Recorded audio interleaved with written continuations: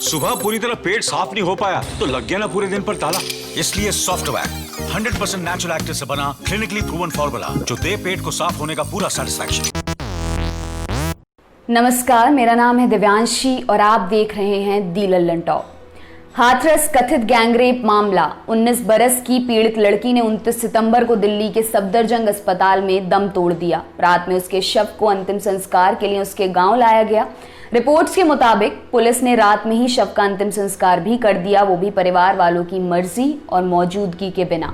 परिवार वालों का कहना है कि वो लगातार पुलिस से कहते रहे कि एक बार शव को घर ले जाने दिया जाए, लेकिन पुलिस ने उनकी एक नहीं सुनी। अंतिम संस्कार 30 सितंबर की रात करीब 2:45 और 3 बजे के आसपास हुआ।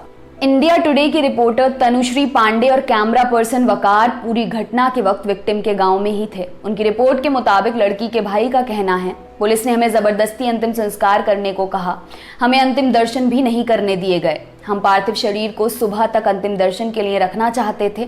हमारी मांग थी कि मुख्यमंत्री योगी आदित्यनाथ जी आएं और हमारी सुनवाई हो। हम दरवाजे बंद कर बैठे थे क्योंकि पुलिस हमें जबरदस्ती शमशान घाट ले जाना चाहती थी। वहीं इंडियन एक्सप्रेस की रिपोर्ट के मुताबिक लड़की के भाई ने कहा, ऐसा लगता है कि मेरी बहन का दाह संस्कार हो गया। पुलिस हमें कुछ नहीं बता रही है। हमने यही कहा कि आखिरी बार उसके शव को उसके घर के अंदर लाने दिया जाए, लेकिन हमारी नहीं सुनी गई। इंडिया टुडे की रिपोर्टर तनुश्री पांडे 30 सितंबर की रात उस गांव में ही मौजूद थी। उन्होंने लगातार अपडेट दिया। उनकी रिपोर्ट के मुताबिक पुलिस की गाड़ी रात करीब 12:45 के आसपास गांव में पहुंची। पुलिस चाह रही थी कि तुरंत के तुरंत ही शव का अंतिम संस्कार कर दिया जाए, इसलिए गाड़ी सीधे शमशान घाट पहुंची। पीड़ित परिवार चाहता था कि आखिरी बार लड़की के शव को घर ले जाया जाए, लेकिन रिपोर्ट्स के मुताबिक पुलिस कुछ नहीं सुन रही थी। घरवाले और पड़ोसी अंतिम संस्कार की प्रक्रिया को रोकने के लिए एम्बुलेंस के सामने भी खड़े हुए। सबने कहा, हम जबरन हमारी लड़की का अंतिम संस्कार आपको नहीं करने देंगे। लड़की की मां कहती रही कि बस एक बार वो अपनी बेटी के शव को घर ले जाना चाहती हैं, लेकिन पुलिस ने कथित तौर पर उनकी बात नहीं सुनी। पुलिस ने रात 3:45 के करीब दाह संस्कार कर दिया। रिपोर्टर तनुश्री पांडे ने जब एक अधिकारी से पूछा कि क्या जल रहा है सामने, तो अधिकारी ने कोई जवाब नहीं दिया। वो बस ये कहते रहे कि यहाँ केवल कानून व्यवस्था देखने के लिए है, किसी को जवाब देने के लिए नहीं।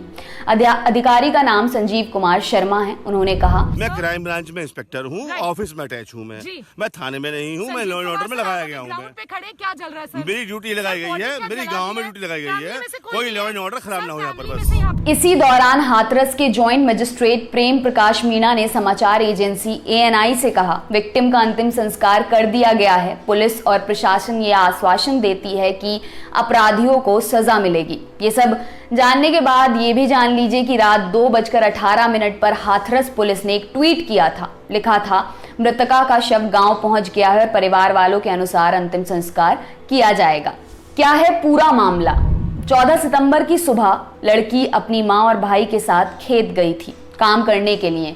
उसके भाई को मां ने दूसरी तरफ भेज दिया और वो अपनी बेटी के साथ काम करने लगी। कुछ देर बाद मां ने पीछे पलटकर देखा तो बेटी उन्हें नहीं दिखी। उन्होंने सोचा कि हो सकता है कि वो घर चली गई होगी, लेकिन फिर उन्हें लड़की की गुलाबी रंग की चप्पल दिखी। उसे खोजा गया। करीब 100 मीटर की दूरी पर खेतों में एक पेड़ के पास लड़की मिली, खून से लथपथ, बुरी तरह घायल। घरवाले उसे तुरंत ई-रिक्शा में अस्पताल लेकर गए। सफदरजंग में भी इलाज हुआ, लेकिन घटना के 15 दिन बाद लड़की की मौत हो गई।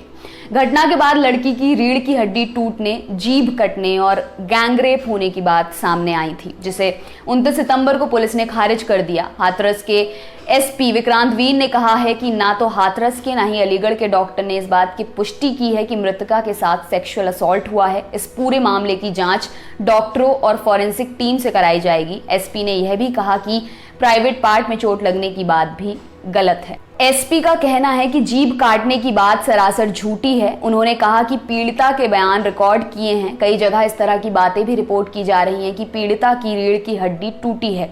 ये बात भी पूरी तरह से गलत है। पीड़िता को गला घोंटकर मारा गया है, इसकी वजह से उसके गले पर चोट के निशान आए हैं। उन्होंने कहा कि यही वजह है कि मामला इतना बिगड़ गया। आपके लिए खबर लिखी है हमारी साथी लालिमा ने। देखते रहिए दी लल्लन टॉक। शुक्रिया।